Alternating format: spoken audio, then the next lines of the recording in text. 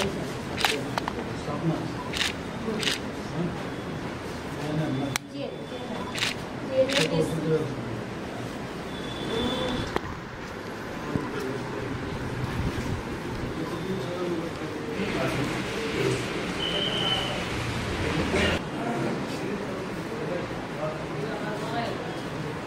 আমরা তো এর আগেও এই বিল্ডিংটা আমি ইনগুরেশনের সময় এসেছিলাম। তো এই হসপিটাল তো বহু পুরনো, আর সেই যে বিল্ডিংয়ে প্রথমে আমি ঢুকলাম, স্টেট আয়ুর্বেদিক হসপিটাল সম্পর্কে মানুষের মানে অনেক বেশি এক্সপেকটেশন আছে এবং প্রচুর পরিমাণে পেশেন্ট আসছে এখানে। যা দেখলাম এখানে ওপিডি পেশেন্টও প্রচুর, আইপিডি এখানে 50টা বেডের ব্যবস্থা আছে, কিন্তু তার থেকেও বেশি পেশেন্ট আসছে। এইগুলো দেখার জন্য এসছি এখানে। অনেক জায়গায় পুরনো বিল্ডিং আমার মনে হয় সেটা খুবই ভঙ্গুর অবস্থা, সেটা আমরা নেক্সট টাইম কী করা যায় সেই বিষয়ে আমরা চিন্তা ভাবনা করবো।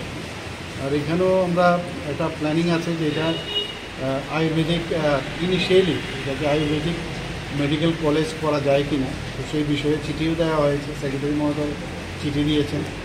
তো প্রথমে আমরা স্টার্ট করব এখানে আয়ুর্বেদিক মেডিকেল কলেজ, তারপরে যেটা রেন্টার্স কলোনি হোমিওপ্যাথিক হসপিটাল আছে স্টেট হসপিটাল, সেটার পাশে জায়গা বলছে আছে। তো দুটো মিলে একসাথে আমরা হোমিওপ্যাথিক মেডিকেল কলেজ এবং আয়ুর্বেদিক মেডিকেল কলেজ সেই চিন্তা ভাবনা আমাদের আছে। কিছু কিছু সমস্যা তো সব জায়গায় থাকে, তো সমস্যাগুলো যাতে তাড়াতাড়ি সমাধান করা যায় সেই বিষয়ে আমি ডিরেকশন দিয়েছি এবং আশা করি সেগুলো কাজে আসবে। যেহেতু মানুষ আয়ুর্বেদিক হসপিটালে আসছে কিন্তু বেডের সংখ্যা কম, বেড বাড়ানোর চিন্তা আপনি কোনো সরকারের? সেই তো বললাম আমি যে এখানে যদি বিল্ডিংয়ের উপরে আরও যদি আমরা এটা বাড়ানো যায়, দেখতে হবে এটা বাড়ানো যায় কি না, তাহলে automatically medical Ayurvedic medical college যেহেতু পাবো ইনিশিয়ালি, তাহলে বেডও বাড়াতে হবে। তো সেই চিন্তা ভাবনা আছে। আর যেখানে মেডিসিন নিয়ে প্রশ্ন করেছিলেন আপনারা, তো আমি জিজ্ঞেস করেছি সেখানে যে প্রপার যে টেন্ডার সেটা করা সম্ভব হয়নি।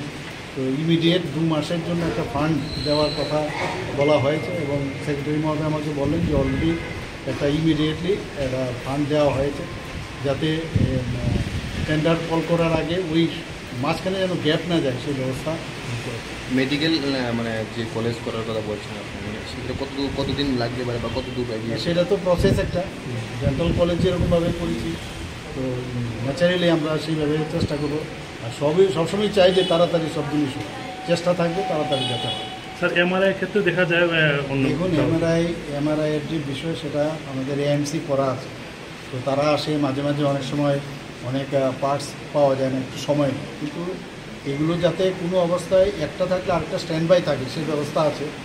এবং কোনো অবস্থায় এরকম হবে না একদম পেশেন্টের অসুবিধা হচ্ছে সেই অবস্থা নেই, একটা যেহেতু স্ট্যান্ড বাই আছে সেটাকেও যাতে ওয়ার্কিং কন্ডিশনে আনা যায় সেইভাবে আমি বলেছি, বলে যে আমার কাছে খবরটা আছে এবং আমার গোচরে আছে। কি সঙ্গে চলতো তো নিশ্চয়ই এগুলো তো বেশি লোড পড়লে তো মেশিনেরও একটা ক্যাপাসিটি আছে। গিয়ে বসবো, যখন রিভিউ মিটিং হবে সেই বিষয় নিয়ে কথাবার্তা বলবো। আর অনেক বিষয় আছে যেগুলো আরও ডিটেলস আমার মনে হয় যে কথাবার্তা প্রয়োজন, যে মেশিনগুলোকে যাতে প্রপার ইউজ করা যায়, তাদের মেনটেন্যান্সের বিষয়, ম্যান পাওয়ারের বিষয়, স্পেসের বিষয়, সব মিলিয়ে এগুলো তো এই সমস্যা নিশ্চয়ই আমরা হাফ অ্যান আওয়ার বাদে খালি খবর দেওয়া হলো আমি আসবো। যদি স্যার মানে এরকম না বলে একদম স্বাস্থ্য ব্যবস্থা আর একটু উন্নত হবে। দেখুন হাফ অ্যান আওয়ার যদি আমি না সময় দিই, আমার সেক্রেটারি মহোদয় কখন আসবে, আমার ডাইরেক্টর সাহেব কখন আসবে, সুপারিনটেন্ডেন্ট কবে আসবে, কারণ তাদেরকে তো আমার বলতে হবে। এর জন্য হাফ অ্যান আওয়ার আগে একবার বলতে হয় যে আপনারা আসুন, তাহলে আমি মানে অন দ্য স্পট আমি বলতে পারি এই জিনিসগুলোর সমস্যা। আমি এসে দেখলে টেকনিক্যাল বিষয় আছে, অ্যাডমিনিস্ট্রেটিভ বিষয় আছে, ওনাদেরকে তো হাফ অ্যান আওয়ার অন্তত দেওয়া প্রয়োজন।